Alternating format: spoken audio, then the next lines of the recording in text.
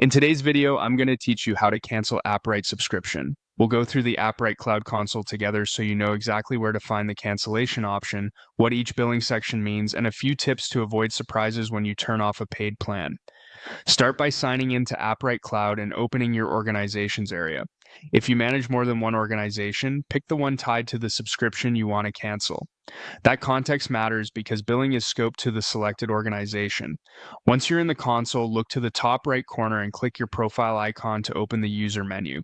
From there, choose Account. This takes you to your account settings where billing and subscription controls are managed. On the account page, open the Payments section. This is the hub for everything related to invoices, plan status, and payment instruments. You'll see a few key areas worth reviewing before you cancel. Payment details typically shows your current plan, renewal date, and any upcoming charges.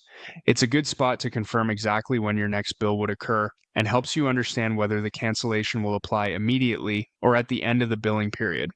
Next, check payment methods. This is where your saved cards or payment providers are listed.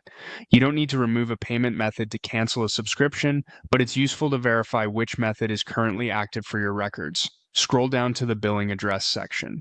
This area also includes the option to cancel the subscription. Click the cancel control here and follow the on-screen confirmation. In most cases, cancellation stops future renewals while keeping your current plan active until the end of the paid period.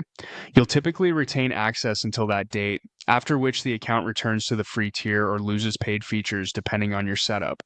If the interface presents details about proration, final invoices, or an effective date, read them carefully so you know exactly when billing will stop and when changes will apply to your projects.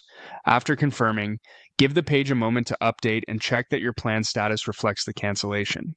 It's a good idea to download recent invoices for your records and note the renewal date, which should now be set to end.